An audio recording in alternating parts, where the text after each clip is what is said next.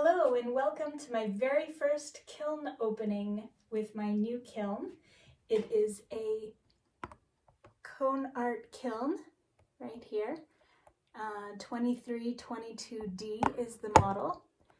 It uses 21-inch shelves in it, and it has a Bartlett Genesis controller. And this is the very first time I've run the kiln after a test firing, and it was a glaze fire. Let's see what's inside.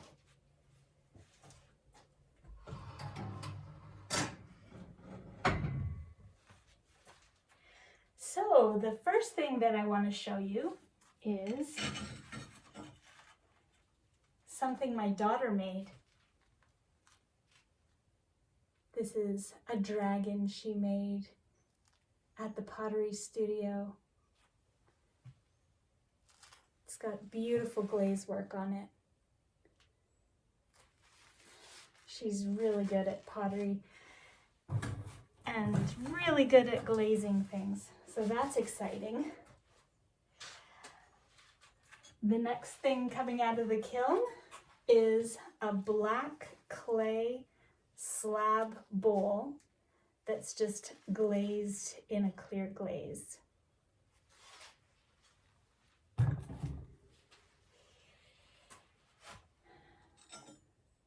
The dragon was on some biscuits just to make sure that it didn't stick to the kiln shelf.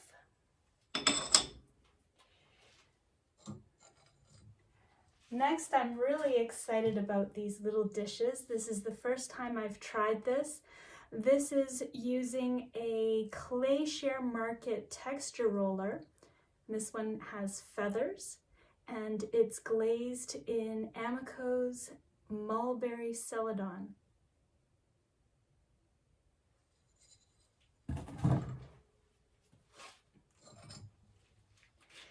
And then here's another dish with another texture roller from Glaze Market. This one has leaves and is glazed with Amico's Potter's Choice Dark Green, 3 coats.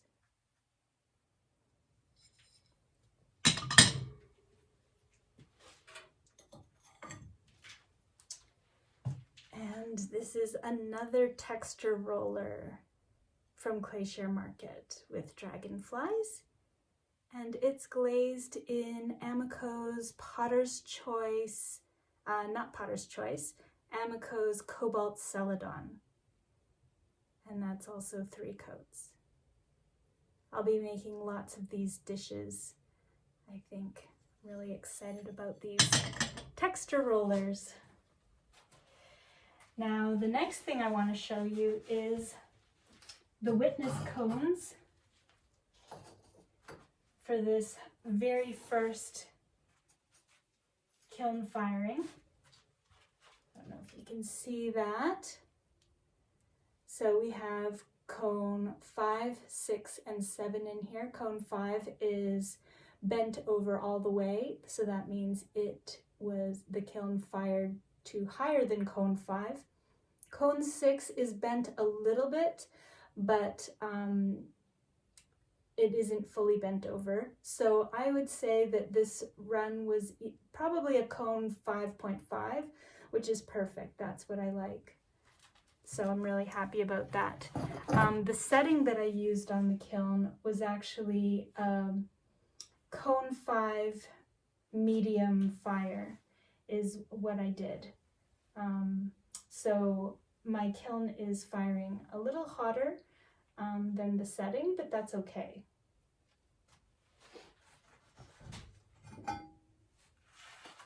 Just gonna take some kiln shelves out.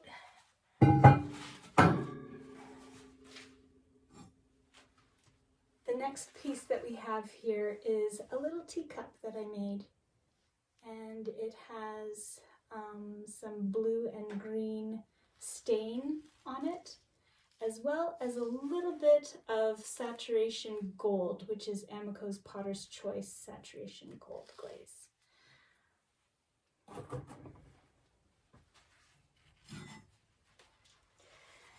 This is a plate that I made.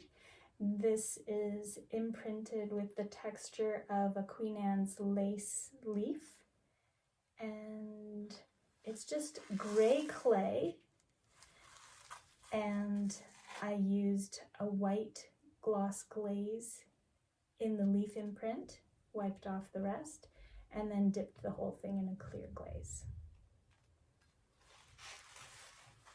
Turned out really nicely.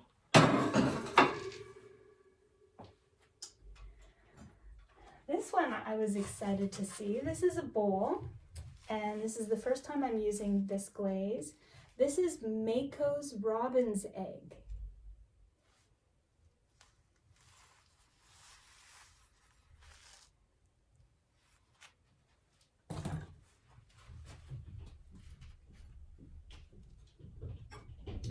And I'm super excited about this. This is the very first lidded pot that I've ever made. It fits! And this is glazed in Duncan's Cielo Azur matte glaze. Again, it's the first time I'm using it, so I'm really excited to see how it turned out. Really beautiful.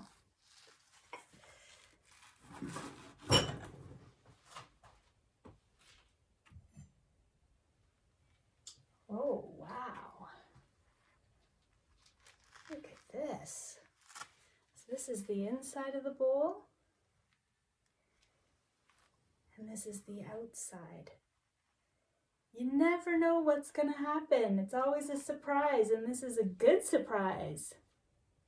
So this pot was glazed with 3 coats of Amico's Potter's Choice blue rutile. You can see a little bit of it coming through here at the bottom. And then on top of that, we have, I think, 2 coats of seaweed. And then Amico's Potter's Choice Ancient Jasper on the rim. You can see a bit of the brown coming through on the rim from the Ancient Jasper. And here the beautiful interaction between the blue rutile and the seaweed. It's very pretty. Let's take out some kiln furniture, some posts. A stilt that was used for the lid that was glazed on both sides so that it doesn't stick to the kiln shelf.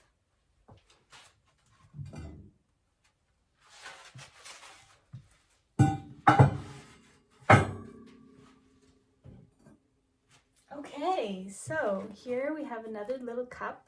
It's kind of cute. And this is glazed in Mako's Lavender Mist. This was the first time I was using it. There's only 2 coats on here because apparently you get more variation in the color, which can go from a lavender to a light blue. So if you do 2 coats, you might see more of the lavender and light blue coming through. I wanted to try that. I put a little flower stamp on the handle.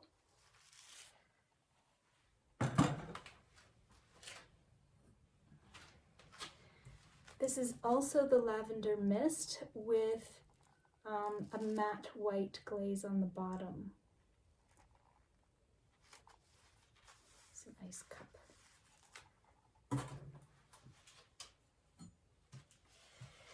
And here we have another cup with a matte white glaze on the outside, and then the Duncan Cielo Azur matte glaze on the inside. It's a really pretty color.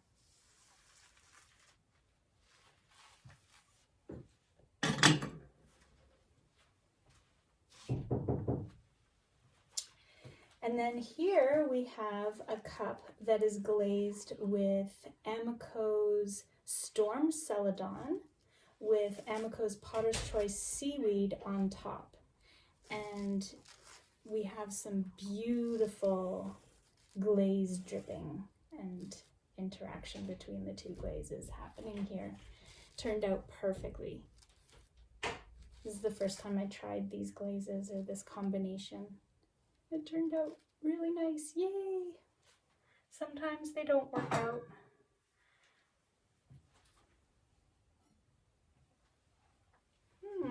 Interesting. So this is a cup that has some black glaze on the bottom, and then from the top half up I have strips of Amico's Potter's Choice Smoky Merlot, that's what the purple is, and then Indigo Float.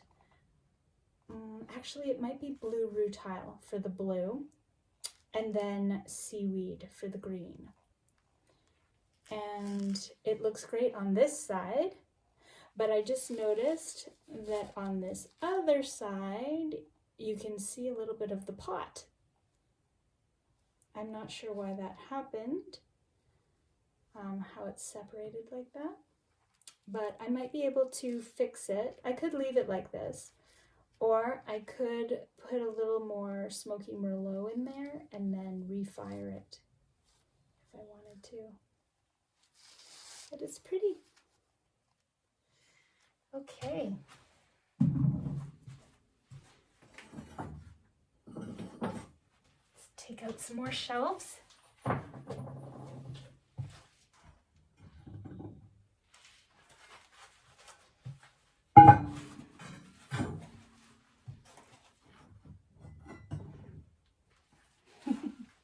It's always exciting to see what comes out of the kiln. Okay. Oh, I'm so excited about this. It's gorgeous.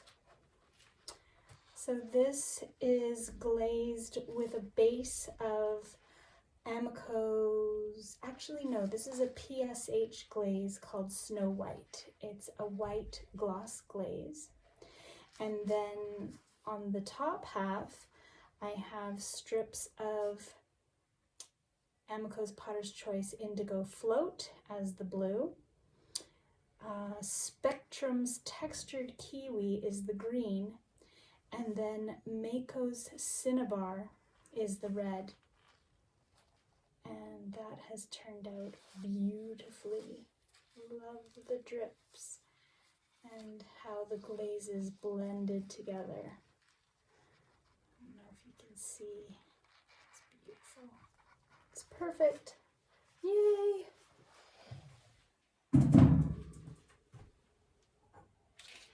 Okay, so this is a really fun cup and I was excited to see how this turned out. This is a drawing that my daughter Ocean did. It is a dragon and it is in lavender. And she drew the dragon on a piece of paper and then I traced it onto the mug and then used underglazes to color it. And then she also drew her name and I traced that on the other side of the cup. It's beautiful. Turned out perfectly. She's gonna love it. I'm so excited.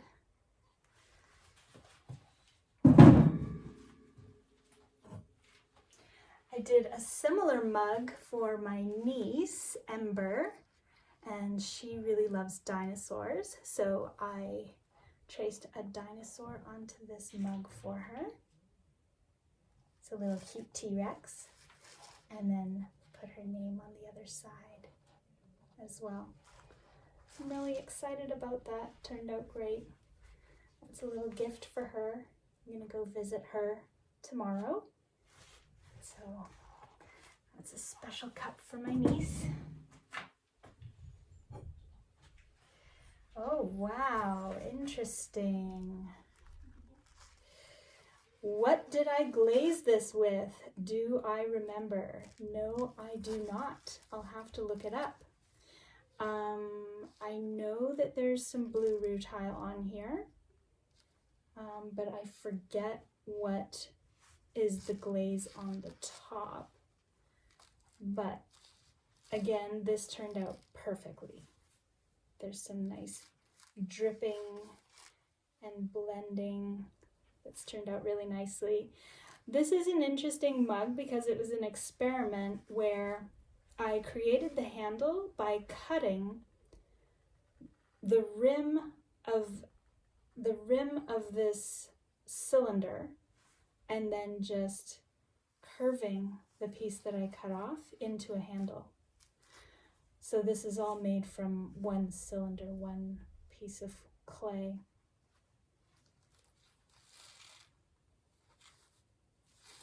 Yeah.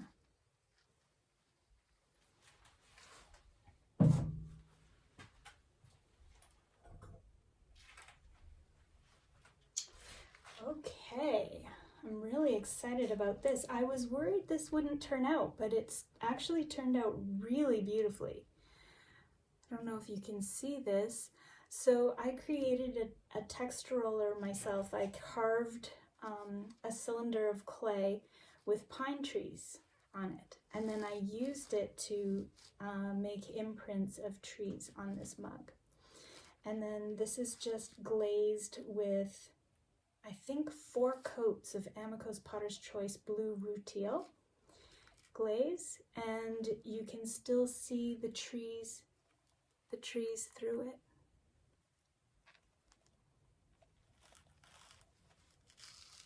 I really like that. It turned out beautifully. Yay!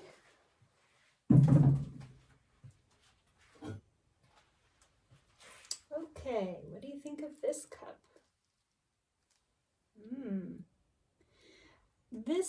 This is glazed with Amico's Potter's Choice Blue Midnight all over the whole pot, and you can see it at the bottom. And then on the top half, I also added Amico's Potter's Choice Oatmeal to lighten it up and to get some interaction between the two glazes and get some drippiness happening. I don't know if you can see inside it too. Maybe not, but it has the same dripping happening on the inside as well.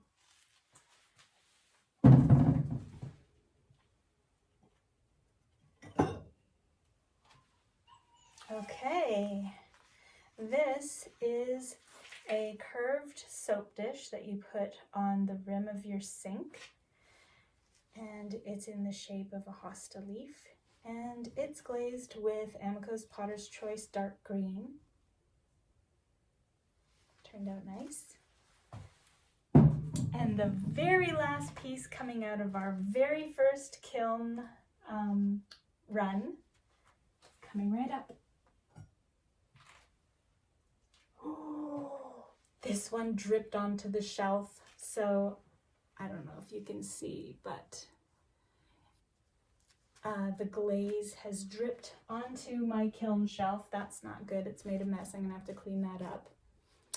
And it hasn't worked like I had hoped.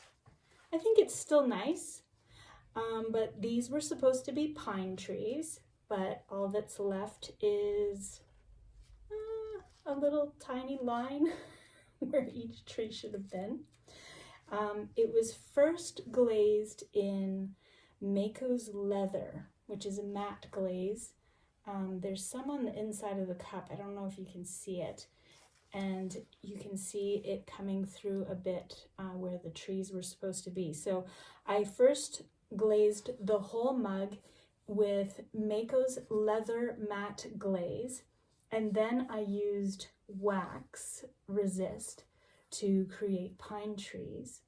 And then I glazed the whole thing in Amico's Potter's Choice Indigo Float and wiped away the indigo float from where the trees were. But it looks like the indigo float went right over my trees. So I will have to try doing that again, wax resist. So that didn't work out the way it was supposed to, but I think it's still pretty. And I'm gonna have to grind the bottom a bit. Those are probably very sharp, this part here, where the glaze has run. and stuck to the kiln shelf, so I will have to make sure that that is safe for handling. And that's it. Those are the, I think, 24 pieces that have come out of our very first kiln firing. I hope you enjoyed seeing all of those pieces. Bye!